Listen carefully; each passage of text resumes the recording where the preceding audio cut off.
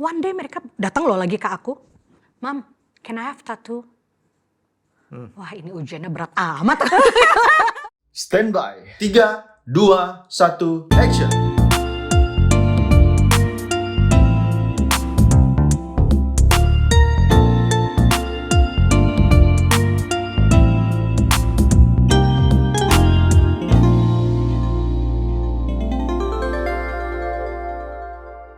Nah kalau dari sisi anak-anak pernah nggak melakukan sesuatu kesalahan yang parah banget gitu, yang mana you guys as parents juga harus mengampuni mereka dan menerima mereka apa adanya? Gini, one day dulu ya, anakku itu banyak mungkin karena anak hamba Tuhan ya, terus disorot sama orang, apalagi orang tahu aku juga kan gitu. Jadi kayak misalnya anakku bikin apa, kamu kan nggak boleh, anak pendeta nggak boleh gini, anak pendeta, anak hamba Tuhan nggak boleh gini. One day mereka datang gini, tahu nggak? Kita nggak minta jadi anak hamba Tuhan, kita nggak minta jadi anak pendeta. Kalau boleh milih, milih enggak. Kenapa kami ini nggak boleh, ini nggak boleh, ini nggak boleh? Banyak sekali penghakiman, bahkan akhirnya dari pihak kita pun sebagai orang tua jadinya tanpa kita sadari menaruhkan pressure sama mereka. Ikut ketularan ini. Iya, kasih pressure pada karena harus mereka. jaga nama baik keluarga. Iya, gitu kan. Dan itu pukulan loh buat aku waktu dengar mereka ngomong kayak gitu. Itu pukulan sekali buat aku. Dan aku bilang, iya, kenapa mereka tidak bisa bertumbuh sebagaimana anak-anak normal pada umumnya mereka bertumbuh gitu kan. Nah, semakin mereka dewasa seperti sekarang, dan yang setelah kejadian aku minta maaf sama mereka, aku tuh jadi bener-bener lebih relax sama mereka. Nice. Dan contoh nih ya, ini kita bicara mereka anak hamba Tuhan nih. Mungkin aku nggak tahu pandangan hamba Tuhan lain anak-anaknya seperti apa. Tapi anakku contohnya, antingnya banyak nih di sini. Yang cewek ya, didikannya banyak di sini. Yang cowok juga pakai anting, gitu loh. I don't mind. Terus misalnya nih, ketahuan lah sama aku ngepot, ya kan? Aku nggak marah loh sama mereka. Nge-vape maksudnya? Iya. Nggak marah tapi. Nggak marah. Tapi aku beri pengertian juga? Enggak, sama sekali. Sama sekali. Aku cuma kasih pengertian sama mereka. Jadi gini, aku dulu pernah ngomong sama mereka heart to heart. Ada 3 prinsip yang Mami minta dari kalian yang actually sebagai ibu aku nggak setuju dengan ini ya gitu. Pertama, no drugs. Oke? Kedua, no free sex. Ketiga, kalau bisa jangan ngerokok ya. Aku bilang gitu sama mereka. Kalau bisa jangan ngerokok. Karena gini, kalaupun aku bilang jangan ngerokok, emang aku bisa tahu kalau di belakang aku. Namanya juga anak umur segitu, aku nggak bisa 24/7 loh sama mereka. Dan lingkungan pergaulan juga nggak bisa. Namanya mereka di dunia luar kan. Di mana aja, apa kota besar, kota kecil. Betul. Terus aku pernah kasih arahan sama mereka gini. Mereka tanya, 1, 2 mereka nggak komplain.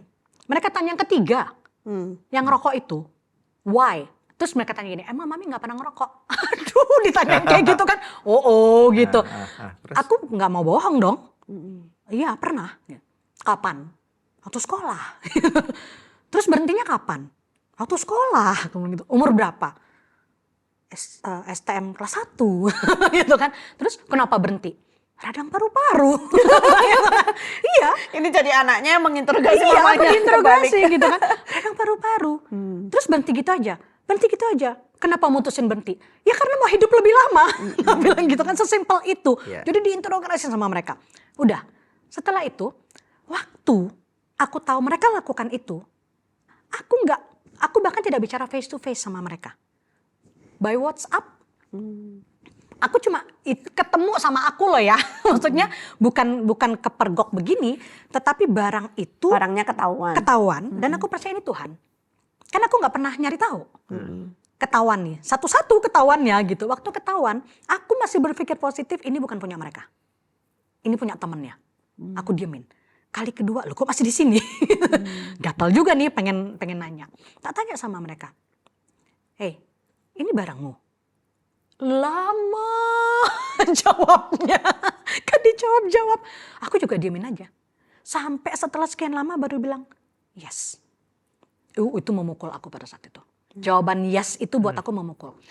Aku diem dulu, aku tenang dulu. Aku cuma bilang ini, Tuhan aku gak mau marah. Aku terima, gak terima. Tapi gak mau marah. gitu. Aku cuma berdoa. Aku berdoa, aku bawa ke Tuhan. Terus mereka tanya, are you mad at me? Aku jawab apa? No. Mereka, why? Why? Ya, kalian sudah besar kan? Udah punya KTP semua tuh. Udah bisa memilih. Mami sudah berikan pengertian sama kalian. Di keluargaku kan ada riwayat yang gara-gara rokok. Kakak iparku juga meninggal, papaku juga sempat ada riwayat rokok juga. Aku udah kasih tahu sama mereka, Mami sudah berikan kalian satu pengertian yang Mami percaya kalian nangkap kok. Gitu. Aku bilang gini, kalau Mami ngomong sama kalian dari Alkitab, kalian debat Mami pasti. Kalau misalnya aku bilang, nggak boleh. Gitu Tubuhmu adalah bait suci Roh Kudus. Dan nanti bilang gini, udah tahu. Gitu kan, udah tahu. Kan gak ada tulisannya. No Dilarang smoking itu kan gak ada no smoking. Dia bilang gitu. Aku malas loh debat kayak gitu sama mereka gitu kan. Karena aku tahu mereka hari-hari baca Alkitab kok. Wow. Gitu. Mereka dengar firman Tuhan. Aku tahu kok mereka gak lepas dari itu gitu. Jadi aku bilang Mami gak akan marah. Mami sudah berikan pengertian, but the choice is yours. Itu hidupmu, itu tubuhmu. Bagian Mami cuma satu. Kalau ditanya Mami setuju apa enggak? Nggak setuju. Nggak setuju. Tapi Mami memilih dari instead of marah sama kalian, aku masuk kamar aku berdoa. Oke, Mom, thank you. That's good. Dua-duanya ketahuan yang sama. Wow. Dan aku lakukan yang sama mereka. Lalu endingnya bagaimana? Apakah mereka masih nge-vape hari ini? Masih. Atau oke. Masih. Dan berani sekarang di depan aku. Karena aku bilang sama mereka gini, gak usah sembunyi-sembunyi di belakang Mami. Aku gak suka kalian sembunyi-sembunyi di belakang aku. Lebih baik di depan aku lihat kalian apa adanya. Gak usah jadi orang yang fake. Tapi doaku tetap untuk kalian. Papanya tahu? Tahu yang satu enggak. Sekarang tahu dong. Maaf ya Pak Martin. It's okay. Oke. Nah, Ya gimana ya. Aku nggak bisa gimana karena pergaulan juga kan gimana di kampus, di apa kita nggak pernah tahu kan. Iya, memang. Gitu. Tapi aku selalu bilang sama mereka, Mami nggak akan marah kesalahan apapun yang kalian lakukan. Mami memilih tidak marah, tapi memberi pengertian. One day mereka datang loh lagi ke aku, Mom, can I have tattoo? Wah ini ujiannya berat amat. Wah gitu. Aku tidak marah juga. Aku gak marah. Aku cuma bilang gini, why? Kenapa? Mau bikin tato apa? Menurut kalian tato itu apa? Arts. Hey Mom, you're an artist. Selalu dibalikin ke aku. Terus. Tapi aku gak pakai tato. Aku bilang gitu. Kenapa Mami gak mau tatoan? Emang Mami gak mau pakai tato? Terus aku bilang gini, kepingin sih dulu. Kepingin. Tapi kenapa? Enggak, soalnya kata teman-teman kalau udah nato satu suka ketagihan. Nah Mami gak mau ketagihannya. Aku bilang gitu kan. Terus aku cuma malas aja gitu ngerasain sakitnya. Sakit banget loh soalnya. Iya makanya aku gak mau nih ngerasain sakitnya gitu. Terus aku tanya sama mereka, kenapa mau ditato? Ya mau aja. Lu gak bisa jawab aku mau aja. Give me a good reason dong, why? Aku bilang gitu kan. Terus mereka bilang, ya karena bagus Mam, ya selalu dibalikannya ke arts gitu ya. Terus aku bilang gini, Mami tidak akan larang kalian tapi Mami kasih pengertian dulu ya. Aku bilang, tato itu permanen. So, kalian ini umur segini, kalian masih bisa berubah loh one day. Seandainya kalian tato sekarang, misalnya nih kalian putuskan tato sekarang, and one day kalian menyesal. Kalian cuma punya dua pilihan. Satu, di laser, which is lebih sakit kata orang-orang daripada ditatonya. Kedua mahal, I'm not gonna pay for that. Lu cari uang, lu bayar sendiri gitu ya. Kalau kamu tidak bisa lakukan itu, ya kamu harus berdamai dong sama tato kamu seumur hidup. Padahal kamu menyesal, iya kan? Gitu. Nah, the choice is yours. Aku bilang gitu. Terus sampai hari ini enggak. Belum. Ya puji Tuhan belum. Ya nggak tahu juga ya kalau tiba-tiba Hai Mom gitu. Gitu. Kali kalau Hai Mom gini, coba dilihat gini. Hai Mom gitu. Ngomongnya pintar lagi sama aku. Terus aku tanya, emang kalau mau ditato, tato apa? Tak bilang gitu. Yang cowok bilang gini, tahu nggak Mam, aku mau bikin tato kompas. Oh kompas, oke. Di sini. Terus itu ntar jarumnya aku ganti pakai cross. Terus aku ditanya gini, ngerti artinya? Lo coba ngerti artinya. Maksudnya kompas itu cross. Gitu loh. Terus yang cewek bilang gini, aku juga mau bikin apa kamu? Ayat Alkitab. Biar gak disalahin gitu, biar wani. Ayat Alkitab. Oh my gosh, aku bilang anak-anak ini. Tapi puji Tuhan sih enggak ya sampai sekarang. I don't know ya ke depan ya. Aku juga siap-siap juga nih mentalnya. Tapi at least sampai hari ini enggak. Gitu. Tapi kalau misalnya kayak piercingnya banyak, piercing di pusar, iya. Dan itu kalau ke gereja kelihatan? Atau kalau ke gereja dilepas? Nggak dilepas. Nggak dilepas? Dia gitu aja. Karena nggak dikomentarin sama orang mereka di nggak peduli gereja? juga. Oh, they don't care. Karena aku bilang sama mereka juga, aku bilang mereka gini, jangan jadi fake. Of course. Selalu ada admirers, selalu ada haters. Ya. Even di gereja. Daripada kamu fake, di dalam gereja kelihatannya you clean gitu ya. Tapi di luar nggak Pas di luar karuan. orang yang sama Sama ngelihat aja. loh, kamu akan lebih dihakimi. Lebih baik kamu jadi orang yang apa adanya. Tapi urusan hati, gak ada orang bisa tahu itu antara kamu sama Tuhan. Benar. One day anakku yang cowok pulang mabok. Pernah nih pulang mabok. Aku tahu dia mabok, aku tahu dia mabok. Dia pulang tapi dia biasa aja gitu kan. Aku tungguin waktu itu jam 3 pagi kalau nggak salah. Terus aku buka pintu di meja makan, dia masuk. Are you good? I'm good. Terus dia masuk kamar, tidur, ya kan? Pas aku masuk ke dalam kamar dia mau iniin bajunya dia, gitu kan, baju kotornya gitu. Lagi dengar lagu rohani dong. What a beautiful name. Aku dalam hatiku gini, ya baguslah tidurnya masih pakai lagu itu. Aku cuma berdoa. Aku cuma berdoa. Buat aku doa itu nggak ada yang bisa ngebatasi. Of course. Itu aja. Aku percaya one day mungkin bukan aku, tetap Tuhan bisa kirim orang atau dari manapun, situasi apapun bisa kok ke anak-anak gitu. Dan aku selalu dari dulu aku udah bilang, Tuhan ini anak-anak punyamu. Exactly. Jadi seturut kehendakmu. Ya. Gitu. Udah diserahkan Kayaknya kok. semua orang Kristen tahu ya itu, tapi prakteknya yang susah gitu. Oh ya. iya. Betul nggak ya? Aku Karena memilih kan tidak menghakimi mereka sih. Kadang-kadang kan kita mungkin merasa bahwa kita yang lahirin, kita yang gedein mereka gitu ya. Dan kemudian kita yang lebih tahu, lebih pinter, lebih pengalaman dari mereka gitu ya. Tapi maksudnya itu ternyata dari tadi apa yang dikatakan tuh ini adalah kita menjadi toxic buat mereka. Yes. Or kita merasa bahwa kita tahu ini jalan yang terbaik buat kamu, ikut aja Iya. jalan ini gitu Mungkin kan. anak zaman dulu bisa digituin ya. Anak zaman sekarang nggak bisa. Berarti udah berubah zaman. Tapi ini yang menarik tadi gini. Ini mungkin yang aku rasa gini. Baik orang tua dan anak-anaknya perlu denger nih ya. Bahwa ternyata growing itu perlu ya. Dalam arti kan encounter yang Irma alami itu adalah ketika kamu hadir di suatu seminar atau pembelajaran dan di sana kamu bertumbuh. Betul. Ada sesuatu yang klik Ya gitu. aku dapat di situ. Nah, aku rasa ini penting juga nih bagi para pemirsa sekalian di luar sana. Kadang-kadang kita merasa bahwa kita udah tahu, bahwa kita udah ke gereja, kita udah baca Alkitab dan atau bahkan mungkin kita udah suka membaca semua hal atau mungkin nonton podcast Love Revolution gitu ya. Nah, tapi tetap aja datanglah ke seminar-seminar yang bermutu Ya betul. ataupun konferensi-konferensi, apakah itu konferensi rohani kalau kamu memang tertarik dalam maju dalam kerohanian, bertumbuh dalam kerohanian, atau konferensi atau seminar tentang parenting atau Betul. pernikahan. Betul. Terus kemudian marriage, apa itu enrichment gitu ya. Kalau di gereja ngadain seminar keluarga jangan bilang bahwa lu udah tahu gitu ya. Jadi ini yang membuat kita ini seperti apa ya? Kutu loncat yang ketatap gitu loh, yang nggak bisa lagi bertumbuh gitu loh. Sehingga akibatnya ketika tutupnya dibuka, kita nggak bisa lagi lompat lebih tinggi daripada tutup yang ini. Kita udah terkondisi. Nah demikian pula dengan anak-anak muda nih, generasi milenial atau Z nih ya, atau sekarang Alpha gitu ya. Baru-baru ini saya juga sadar akan hal itu, bahwa kita sebagai orang tua, apalagi kita hamba Tuhan nih, udah kayak dokter gitu ya. Kalau dokter kan harus pergi ke simposium, yang mana setahun mungkin 3-4 kali harus datang ke sebuah conference gitu kan untuk upgrade. Nah tetapi seringkali ada juga anak-anak kita yang tidak pernah di-upgrade. Iya. Mereka mungkin apalagi kalau masih sekolah masih mending gitu ya. Kalau udah lulus kuliah, kemudian mereka bekerja, mereka tersaturasi dalam pikiran mereka, dalam dunia mereka kan dari sekolah itu temennya ada 500 gitu. Minimal tiap orang, kelihatan orang berbeda. Ketika bekerja di kantornya mungkin tinggal 50 orang. Iya. Kemudian di divisi mereka cuma 5 orang atau 4 orang. Dan itu dunia mereka Iya, betul. yang udah sangat sempit sekali.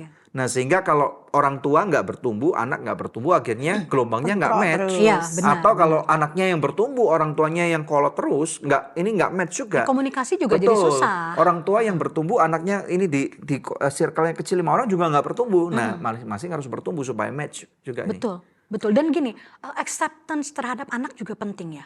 Karena Betul. aku ingat sekali one day anakku yang cowok nanya sama aku, Mam, if one day aku memutuskan ditato, am I still your son? Pasti Aku dong. bilang, yes, Harus dong. you're still my son. Mami nggak akan buang aku. Ngapain Mami buang kamu? Iya. Nggak bisa Mami buang kamu. Kamu kakak itu anaknya Mami.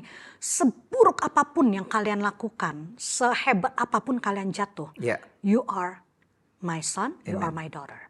2 minggu yang lalu aku baru ngirim WhatsApp ke anak kami yang cewek, anak yang gede seperti itu. Aku bilang tidak ada kesalahan terlalu besar yang bisa kamu buat yang akan bisa membuat Mami Daddy berhenti untuk tidak mencintai kamu. Right. Anak-anak sekarang kan ternormalisir dengan paham LGBT. Iya. Gimana caranya Irma untuk menjaga atau mungkin menaruh influence kamu dan Martin dalam kehidupan mereka, karena mereka kan harus buat keputusan. Iya, betul. Nah, ada teman-teman yang mungkin mengajak mereka untuk melakukan hal itu, dan kita nggak pernah tahu juga gitu. Betul, loh. betul, kita So, nggak pernah tahu. ini mungkin bagian terakhir dari perbincangan ini ya. Dengan memberikan mereka pengertian, artinya gini, memberikan pengertian bahwa pada mulanya Tuhan menciptakan laki-laki dan perempuan, nggak ada in between gitu kan. Bagaimana pengertian mengenai seks terhadap mereka juga gitu, yang benar tuh seperti apa. Tapi aku juga berikan pengertian sama mereka, LGBT juga manusia, ciptaan Tuhan. Yang kesalahan yang mereka lakukan itu dosa. Kita tidak bisa menerima dosa, tetapi manusianya tetap kita kasihi. Betul. Terus aku bilang sama mereka, kalau kalian paham ini, kalian boleh kok berteman dengan mereka tapi nggak bergaul. Karena bergaul Bisa definisikan bedanya berteman dan bergaul apa? gini, supaya kalau kita bergaul semua itu lebih paham. intens buat aku. Bergaul itu lebih dalam dari pertemanan. Artinya kita boleh berteman dengan siapa aja kan. Kita ketemu orang misalnya siapa kek, tukang bajai di jalan, atau bisa jadi teman kita bisa bertemu tukang ojek, semua bisa teman kan. Ya. Tapi kalau namanya bergaul, bukan berarti kita nggak boleh bergaul sama tukang ojek atau apa, bukan ya. Tapi maksud gini, bergaul itu kita harus memilih apakah orang ini benar apa enggak gitu, membuat kita menjadi manusia yang lebih baik apa enggak di dalam pergaulan ini. Nah itu bergaul buat aku. Berarti Siapapun kalau itu. berteman itu cuma di permukaan aja gitu kan. Iya. Hai, terus cerita apa Iya, gitu. iya, Kita iya. tidak Commonly aja. mengizinkan orang itu untuk punya pengaruh dalam Iya, hidup kita. Tapi betul. kalau bergaul itu artinya orang itu punya pengaruh dalam Iya, hidup kita, begitupun dan kita kita punya juga punya pengaruh. pengaruh Iya, dalam hidup orang betul. itu. Jadi lebih intens. Iya. Betul. Gitu. Nah itu yang aku arahkan ke mereka. Gitu. Jadi dan aku bilang sama mereka gini, nggak boleh bully orang. Nah sekarang doyan bully kan ya. Iya. Aku bilang nggak pernah boleh bully siapapun. Iya. Gitu. Karena semua manusia adalah ciptaan Tuhan. Kalau kamu bully orang, kamu bully penciptanya. Wow, that's good. Gitu. Well, it's amazing. Bagian terakhir nih, true and false. True or false. Ini kayaknya berat nih. Yes. Ini true, ini Iya, false. betul. Oke. Oke. Ngadepinnya kemana? Ngadep ke kami aja. Oke. True or false ya. Yang pertama, anak sampai usia 17 tahun, apakah benar baru boleh menentukan pilihannya sendiri? True or false? False. Bisa jabarkan singkat? Karena sebenarnya sejak kecil saja anak itu sudah punya opini. Dan mereka berhak mengeluarkan opininya. Bukan berarti mereka menentukan segala sesuatu, tetapi kita sebagai orang tua berikan juga kuping kita untuk mendengar opini mereka. That's good. Dan kalau itu ternyata baik untuk mereka, kenapa kita harus melarang mereka hanya karena ego sebagai orang tua? Betul. Atau pilihan-pilihan yang lebih kecil Iya. ya. Misalnya mau makan steak atau mau Iya. makan ayam goreng gitu ya. Sometimes kita bisa bilang, kita makan ini yuk sebagai orang tua, yuk lagi pengen makan. Tapi sometimes kita juga boleh bertanya, lagi mau apa nih? Iya, Itu hal kecil loh exactly, sebenarnya. iya. Tapi itu dampaknya sama anak itu besar. Mereka merasa dihargai. Dan kita juga in a way membimbing mereka untuk membuat pilihan yang tepat gitu Betul. kan ya. Jadi nggak takut bersuara juga gitu merekanya. Ya, oke. Yang kedua, apakah cara terbaik berkomunikasi dengan anak remaja adalah lewat musik?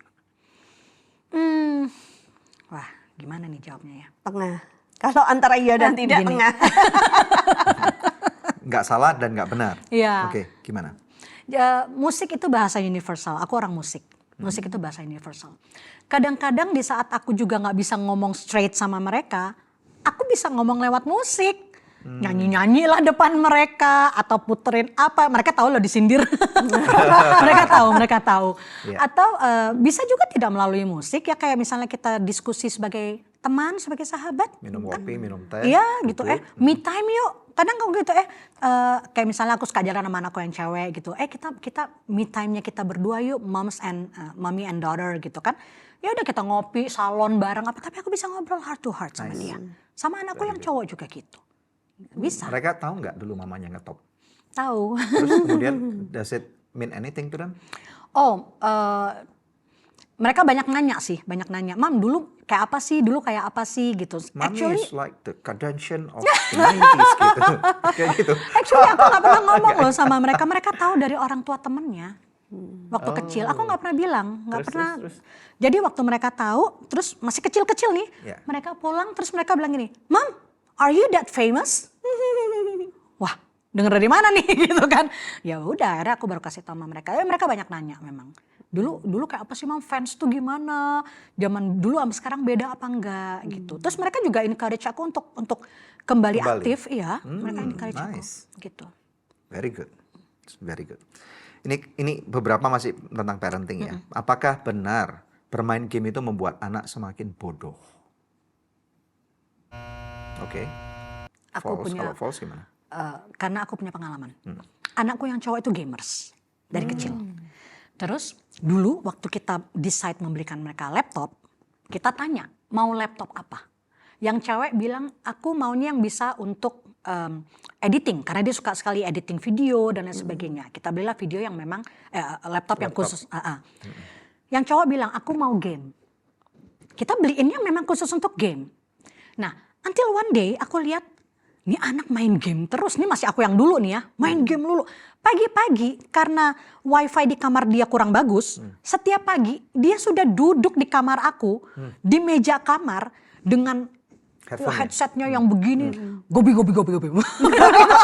Aku dibangunin sama kayak gituan tiap pagi. Gobi. Terus aku gini, tiap pagi aku dibangunin kayak gini, sebel banget kan gitu ya. Terus sampai aku bilang, mereka homeschooling waktu itu. Terus aku bilang gini, Dek, Mami lihat kamu gak pernah belajar Dek, main game terus. Dia diam aja. Terus satu hari dia pulang, pegang duit banyak. Aku tanya dong, duit dari mana? Ini masih kecil loh, umur 11-12. Duit dari mana? Dia cengar-cengir, dari game. Kok bisa? Bisa lah, aku kan main game ini, bla bla bla. Aku jual ininya apa? Dia dapat duit gede dari situ. Terus aku langsung gini, oh main game bisa cuan, main game lagi deh. Tapi dari situ aku menyadari bahwa anak ini smart. Kenapa juga aku bilang smart?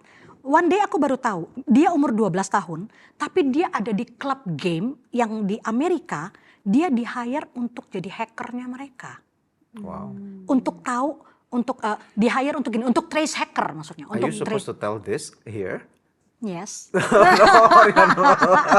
Oke. Nanti kalau nggak boleh kita sensor. Ya. Jadi enggak, maksudnya gini, dia di-hire untuk nyari kalau ada hacker. Oke. Di dalam game. Jadi itu. Untuk cari backdoornya. Mereka tidak tahu bahwa ini anak umur 12.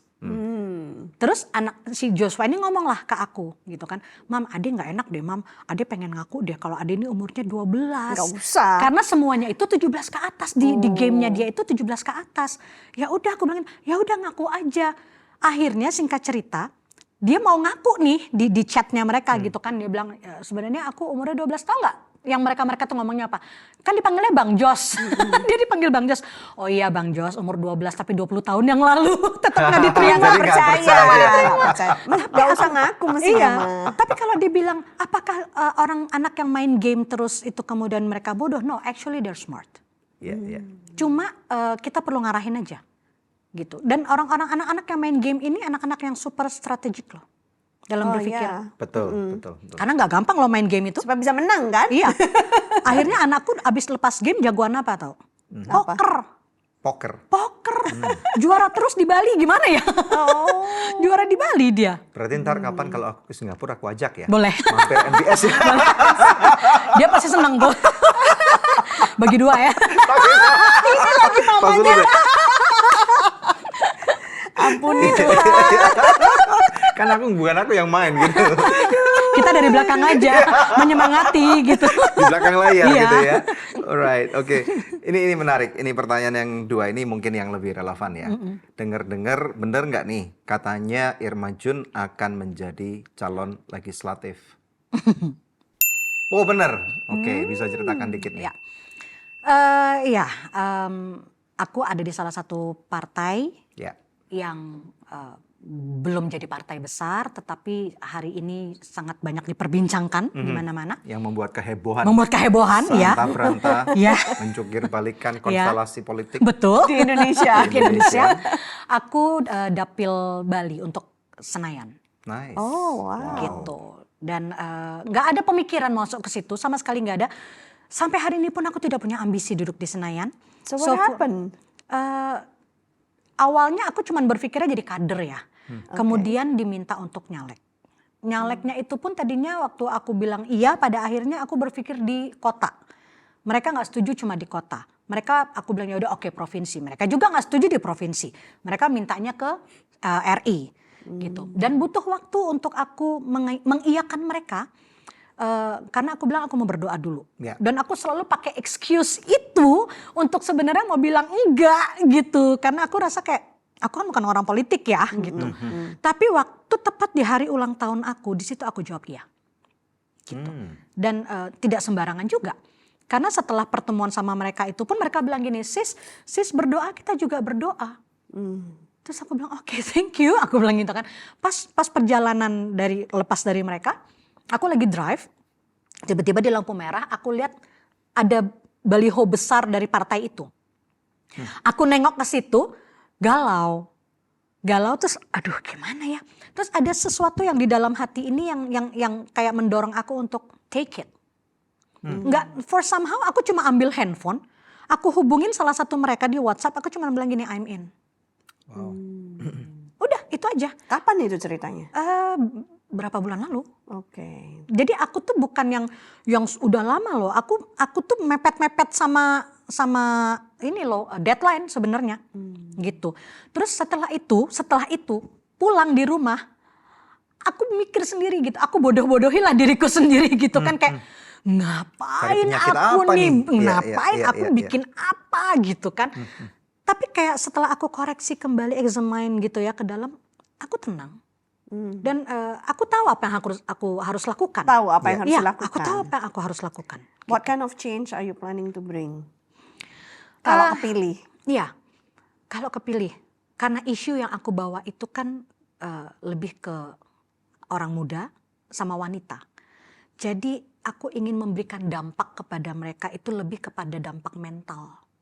Karena kasus mental health awareness itu hari ini kuat sekali ya. Betul. Di mana-mana dikit-dikit kena mental. Abis kena mental healing kan gitu terus ya. Aku mempelajari sebenarnya kena mental tuh apa gitu. Yeah. Kenapa? Nah itu aku research kan dari situ. Dan setelah aku juga tahu bahwa di Bali itu adalah kasus bunuh diri terbesar nomor 3 di Indonesia. Oh, ya? Itu Bali. Padahal Bali tempatnya kayak gitu tuh. Iya. Iya. Dan surprisingly salah satu kejadian itu exactly di depan mataku. Aku punya butik di Bali. Satu hari aku pas lagi di butik aku, di hari yang sama malam itu anak yang jaga villa di depan butik aku gantung diri. Umurnya seumur anakku yang perempuan. Dan aku baru ketemu anak itu siangnya. What happened? Putus cinta. Putus cinta. Aduh. Putus cinta.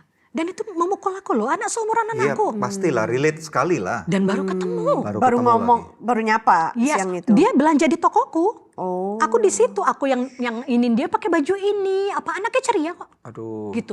Terus aku masih kan kalau di toko tuh abis belanja di foto. Ya kan? Aku foto dia, fotonya di handphone. Ya ampun. Terus malamnya bunuh diri. Iya, dan aku masih di situ. Wow. Dan waktu dia bunuh diri, dia video call sama pacarnya. Untuk bilang kalau Bukan cuman bilang, pacarnya ngeliat bagaimana dia masang apa semua. Gimana? Aku shock. terus pacarnya nggak ngelarang gitu, nggak datengin. Oh langsung, tapi kan pacarnya di Karangasem, ini di Seminyak. 1,5 jam dari Karangasem ke Seminyak naik motor, pacarnya ngebut, udah nggak bisa. Udah nggak ada. Dan itu rame waktu itu, karena aku bingung. Depan toko waktu itu kan malam, kok banyak pecalang, kok banyak polisi. Anakku udah di situ. Aku panggil, Kak, Ada apa Kak di depan? Ih Mam, ada yang bunuh diri. Oh, dia bunuh diri di tokonya. Jadi dia Bukan, di rumah. jaga villa. Di depan villa itu, tokoku. di villa itu? Iya, tokoku sama villanya seberangan. Oh, dia bunuh diri di villa Di itu. Dia situ. kerja di sana? atau- Iya, dia kerja di Aduh, sana. yang punya villa kasihan dong. Oh panik. Waduh. Langsung upacara setelah itu. Panik. Wah itu kejadian yang memukul aku sekali. Nah pada itu saat kalau misalnya ada kejadian seperti itu ya, harusnya apa yang harus diperbuat oleh pacarnya kan?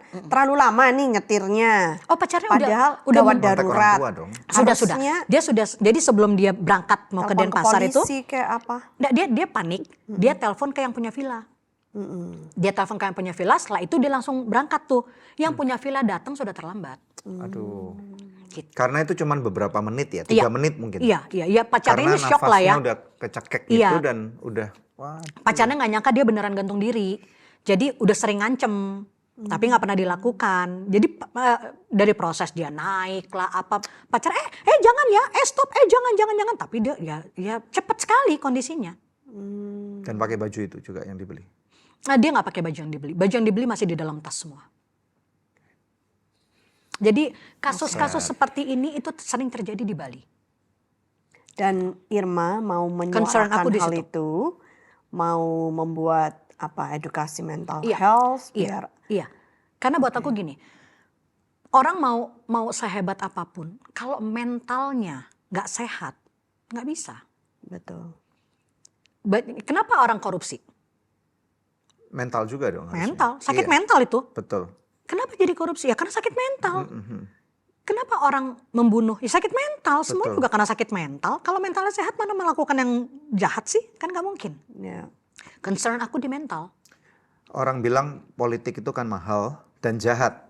Nah, mahal tuh kan katanya kalau kursi Senayan itu harganya puluhan M gitu. Iya. Nah, emang modalnya sekuat itukah Irma sama Martin? Aku nggak ada modal. Nggak pernah keluar duit juga sampai sekarang. Ya untungnya partaiku yang begitu ya.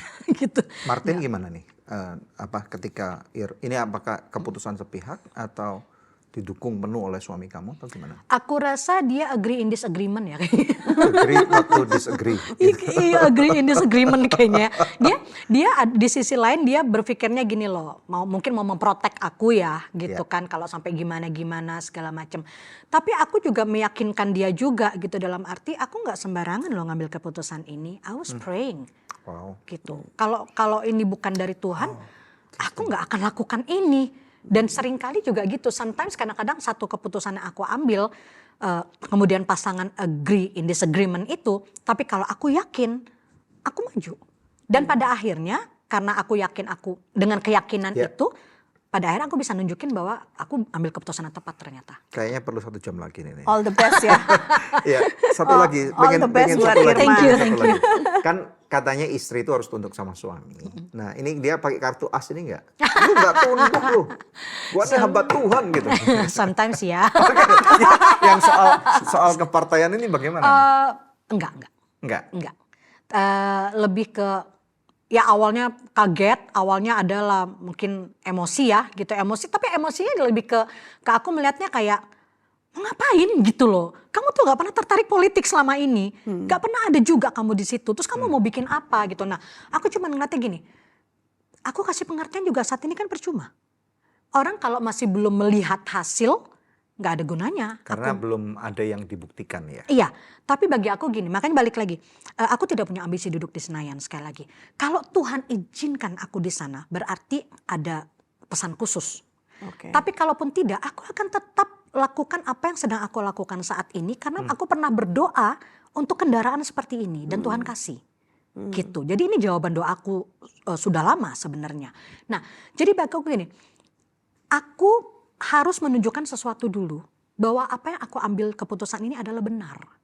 Track record, harus membangun track Iya, record. nanti pada akhirnya orang akan terbuka sendiri bahwa aku nggak sembarangan ngambil keputusan. Sekalipun aku tahu kelihatannya saat ini kayak kok bangkang ya gitu loh.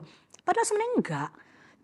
Cuma ingin memberitahukan bahwa sometimes ada loh keputusan istri itu yang juga memang ini benar loh sebenarnya gitu. Iya. Ini benar sebenarnya. Cuman karena mungkin ya namanya sosok suami juga ya kan merasa kayak lo enggak dong gitu kan harus dengerin aku. ya tinggal kitanya sebenarnya yang harus menjalankan dengan memberikan bukti. Nice. Gitu, memberikan bukti bahwa aku ngambil keputusan yang benar. Oke. Tapi nggak mau debat juga. Gitu. Anak-anak mendukung? Oh sangat.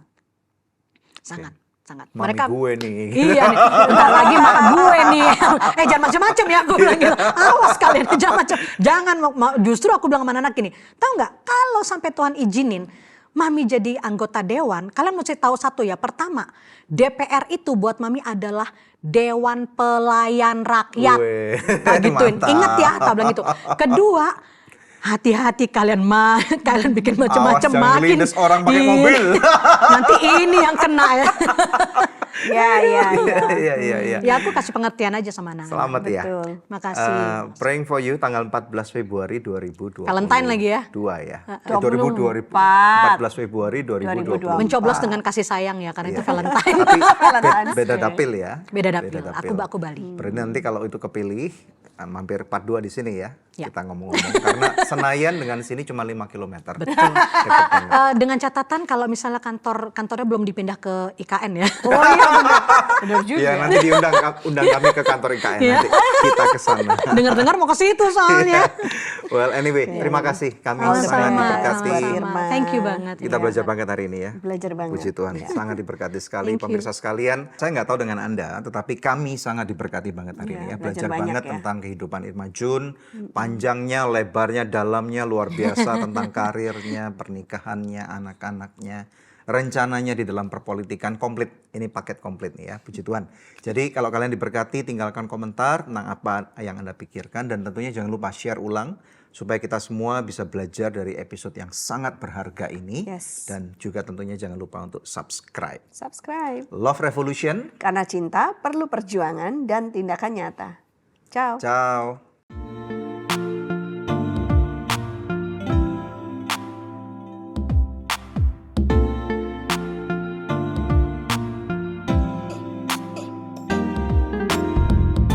Terima kasih sudah tune in di podcast Love Revolution.